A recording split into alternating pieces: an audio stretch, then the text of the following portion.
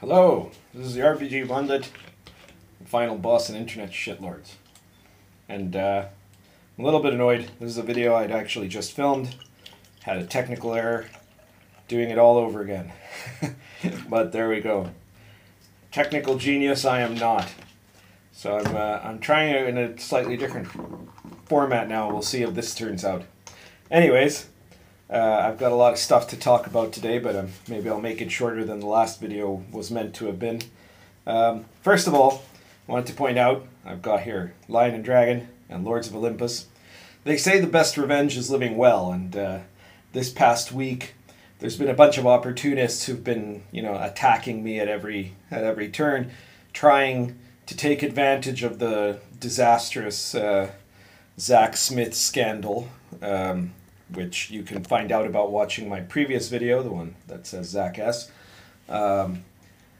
They've been somehow trying to bundle me in with him, even though I've actually been opposed to the guy for years. I've argued with him, as you saw in the previous video. I condemned him. I believe Mandy's account. And a lot of the people doing this sort of bundling in are people who were hooked up with him, basically. They were fellow progressives, fellow SJWs. One of the main people involved is somebody who was in heavy-duty business with him for quite some time now. And covering their asses, they're trying to somehow suggest that I need to be, and taking advantage of the fact that Zach is now, he doesn't have a friend in the world, right? He was completely isolated. Like, nobody likes this guy now. The OSR doesn't like him, Story Gamers doesn't like him, Wizards of the Coast doesn't like him, Gen Con doesn't like him, the right doesn't like him, the left doesn't like him. Nobody wants him except for a tiny group of sycophants. But everybody else is like, yeah, okay, this guy is just trash, right? And that's fine. I can understand that, and I can certainly understand some businesses taking some measures against Zach for what he's done, or what he's, what they say he's done, which I believe is what he's done. There I am covering my ass. But then there's these people who are trivializing what he's done and minimizing what he's done, making it seem like as if whatever else they've got going is just as bad, by suggesting that alongside the punishments that Zach S has gotten, like being banned from Gen Con, Wizards of the Coast has said that they won't work with him, not that they ever were going to again anyways, and they've removed him from the D&D credits, and OBS, One Bookshelf, which is the main distributor of RPGs, has said they won't carry any future products of his.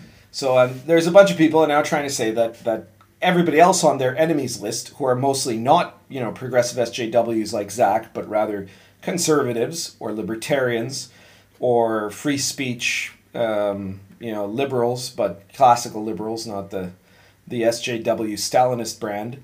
They're saying that these people need to be punished in the same way. And what you're doing when you do that is you're saying that the 10 years of systematic emotional, physical, and sexual abuse of a woman is exactly like the RPG Pundit having been mean to you on the internet. If I once, called you a bad word, that's just like what happened to Mandy, and that's bullshit, right? And that trivializes the experience of women who have actually been abused, and it calls into question these sorts of accusations, which is a big problem, right? One of the biggest things that the SJWs have managed to do with their false accusations and hoaxes and things like that, whether we're talking about the case of sexual assault or racism, anti-Semitism, any of these sorts of activities where they've, politicized it or manipulated it or outright faked it, is that it discredits the thing that they're claiming to champion and actually harms any kind of serious approach to dealing with that as a problem. But, so they've been trying to get at me, and meanwhile, I've been having a stellar week. Lion and Dragon here, a medieval authentic OSR role-playing game that is recommended reading if you want to bring a more medieval authentic feel to your RPG campaign. Or, you know, you can play it outright, or you can borrow a whole bunch of stuff, including the magic system based on authentic medieval grimoire magic. This game has now hit Electrum bestseller on OBS. Lords of Olympus was the deal of the day, well, I guess 2 days ago now. And my publisher informs me it did really well as the deal of the day. So these games are both rocking right now. And I'm doing fine, right? So yeah, that's the positive side of it. The Zach video I posted was extremely well watched. We are now at, you know, well over, I think, 775 subscribers. I want to thank everybody who has subscribed. I want to thank everybody who's bought my products. That's wonderful, and I really appreciate it. You know, if you haven't subscribed yet, then please subscribe to this channel, and feel free to share this video or any of the other videos anywhere you want, because sharing it means more people get drawn to it, which means more people subscribe, and so the cycle continues. If you want to support me besides buying my games or my RPG Pundit Presents series, you can also support me if you want to on Patreon for now while it lasts. I'm going to get out of Patreon as soon as I decide on a viable alternative. But there's a couple of people that support me on Patreon, or you can support me directly via PayPal. You can find my PayPal link on my blog, which will be in the description below. Okay, the advertising out of the way now. So I'm doing well, you know, and things are going well for me. But that doesn't mean that it isn't a real irritation to see these people doing this.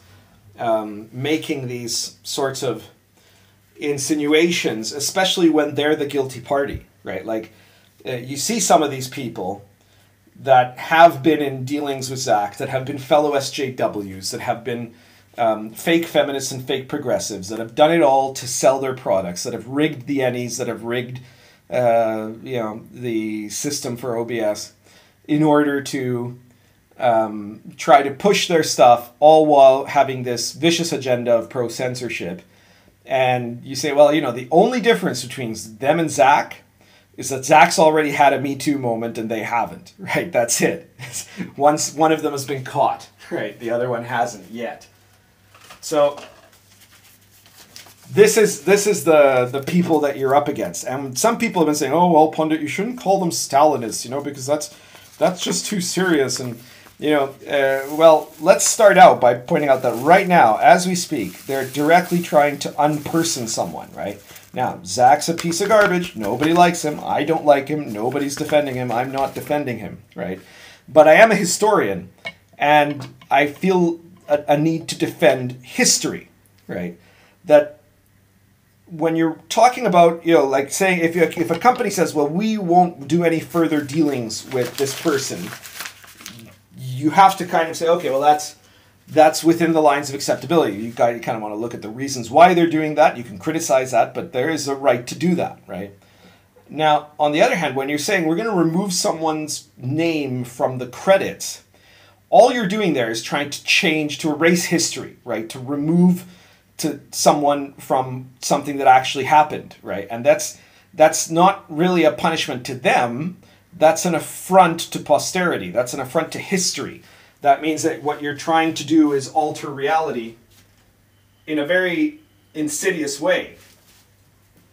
Sorry, I'm preparing some yerba mate here.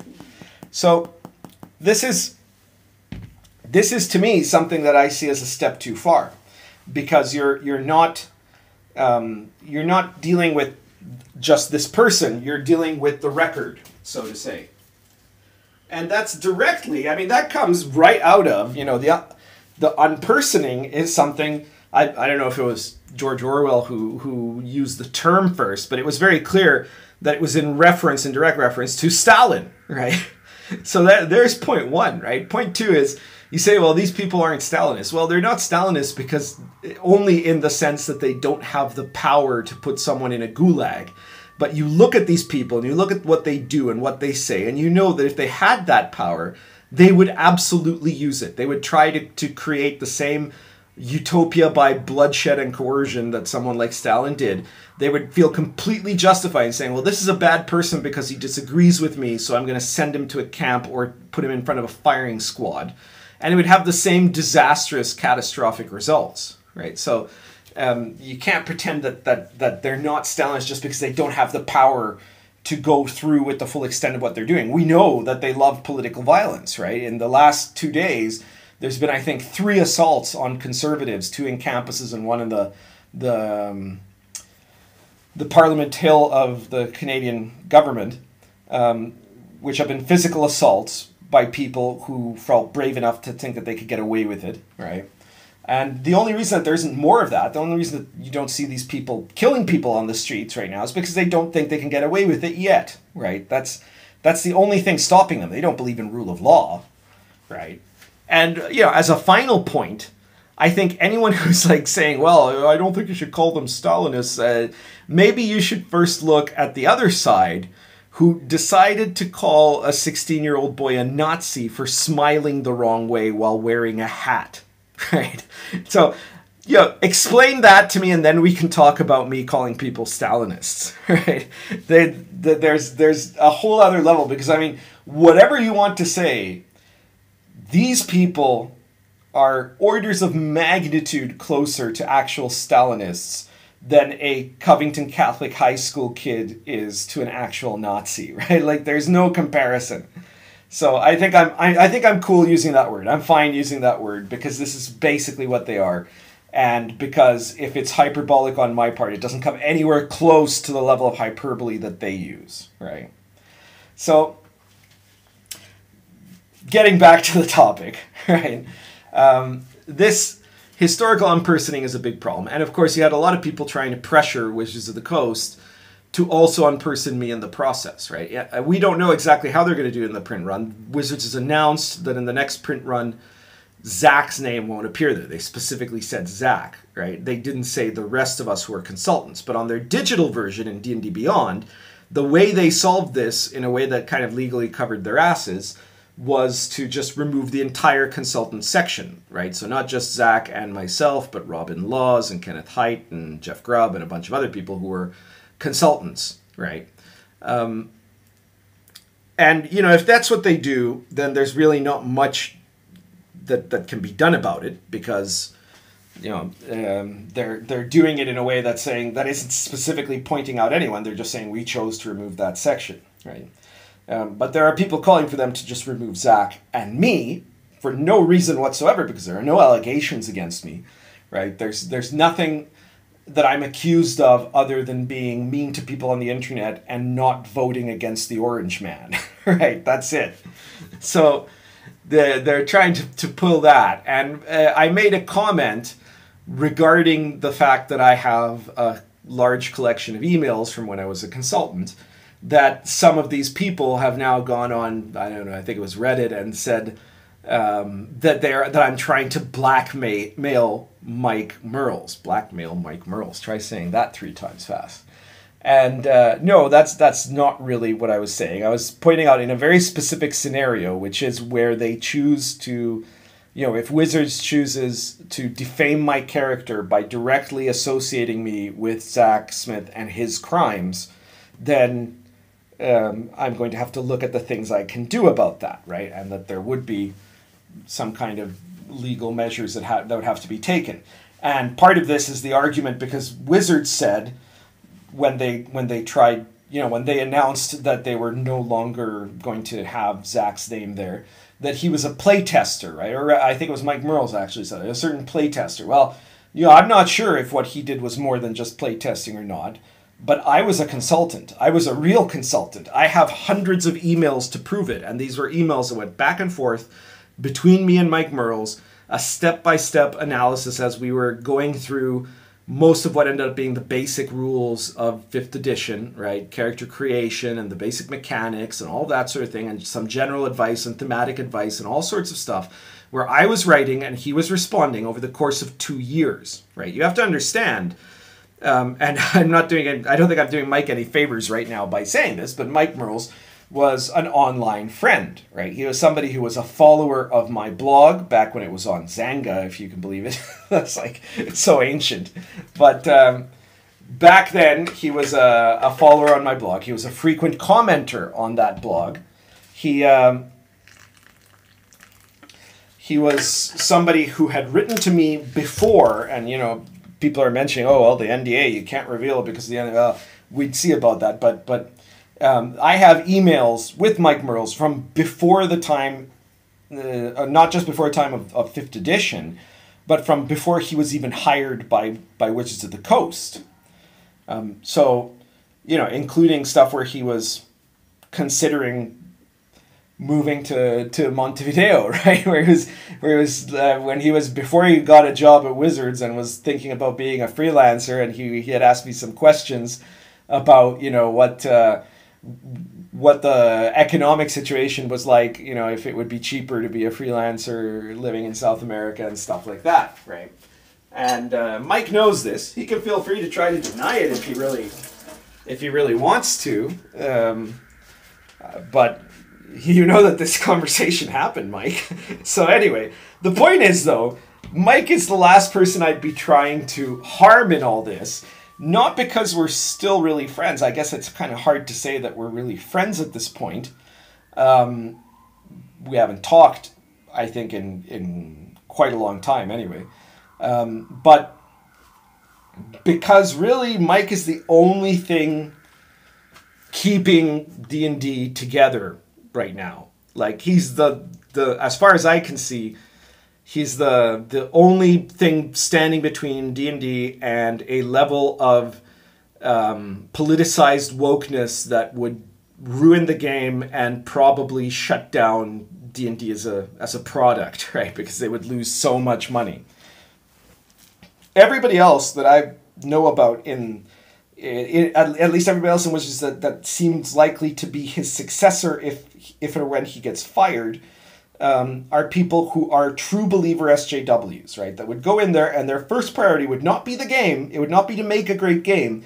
It would be to enact a progressive SJW ideology that would be intentionally punitive towards people that don't think the way they do, that would focus on political propagandizing over the game itself, that would cause tremendous harm. And here's Mike Mearls. He's walking this really fine tightrope, basically, where he's got to be very careful to appear to be sufficiently submissive to SJW demands that they don't call him enough of an obstacle to get him fired, and yet at the same time not so permissive that they ruin the game. He has to be able to keep maintaining the profits that D&D is having for the sake of so the corporate overlords don't fire him. And at the same time, he's got to watch out because everybody surrounding him is looking, I think at this point, to get rid of him, to be able to get faster into the revolutionary agenda of overthrowing D&D as we know it, right? and replacing it with a propagandistic game meant to teach people social justice. By social justice, I mean Stalinism, right? Because that's what they're teaching. There's nothing social or just about it.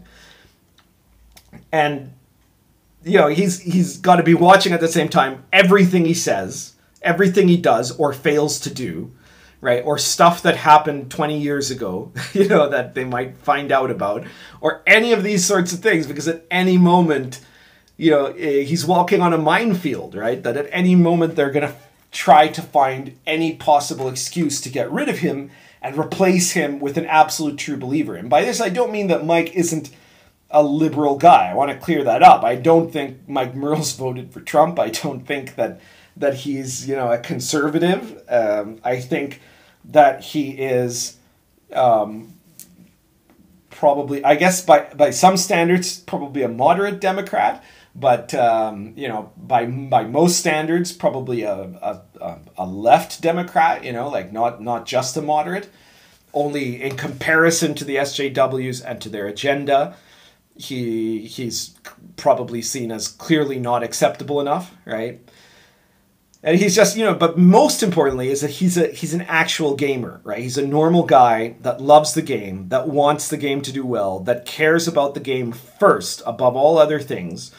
And, you know, that doesn't mean that he's a racist or a misogynist or a transphobe or something like that, right? It just means that to him the important thing is making a good game and making the game go well. And he has been, in part, I think, with my own little contribution that I helped with as a consultant with stuff that, you know, there's stuff that I talked about that is still going on today, much to my surprise. So in any case, it's probably a moot point anyways. I'm not sure. I'm sure that at some point the culture is going to start turning around. Right, and the incompetence of the people that are kind of parasites in this and every other pop culture hobby are going to be kind of discovered, and they're not going to be able to keep using kind of the victimhood hierarchy to keep defending their position. They're not going to be able to keep abusing others or intimidating others with, you know, the empty threats of the SJWs. The culture is going to change, but it's going to change at a different pace in different places, right? And I think probably, you know, the devil's triangle of Seattle, Portland, and San Francisco are like the last places on Earth where that's going to change, right? It's going to be the final holdout. It's the bunker where these people are going to be hunkered down in while the rest of the world has moved on. So Wizards of the Coast being in that devil's triangle, I would really doubt that Mike Mearls has the capacity to weather the storm until this insanity all passes and things get better, right? I really doubt it. But at the same time, he's the last person that I would try to get rid of in Wizards, because right now, you know, there's this deluge, right? He's the only guy. He's the one thing left putting his finger in the dam to stop the oncoming, you know, flood that is going to sweep everything away. And I have to think, in part because I helped make it, that 5th edition has done good for the hobby, right? It's brought a ton of people and it's been incredibly successful. It's, you know, some of the more recent stuff aside, it has a very strong focus on playability, which was part of what it was designed to do. And, you know, in general, I think that it's been a force for good, right? And it's going to, its ability to do so and the benefits that trickles down to all the rest of the hobby is kind of dependent on Wizards staying the course. And as soon as Mike Mearls is gone, Wizards is not going to be staying that course, right? So rest easy, Mike. I'm not trying to blackmail you.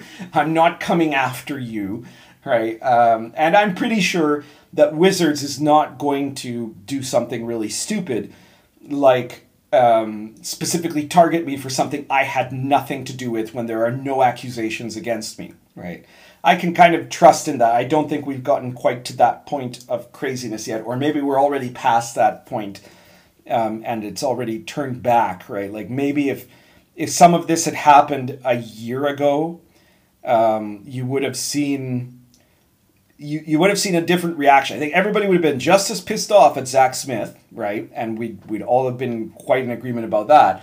But you would have seen a lot of people so terrified of the SJWs that there wouldn't have been a pushback like there has been in many places that we've seen on Reddit, that we've seen on the RPG site on RPG Pub, that we've seen on Twitter, of people stopping the SJWs in their tracks as soon as they were trying to expand that into a general witch hunt against their political enemies and say, no, hang on.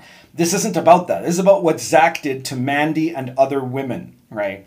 And that's the important part. And this is not your moment to come in and try to take ownership of this and weaponize it, right? I thought that's an interesting and nice change.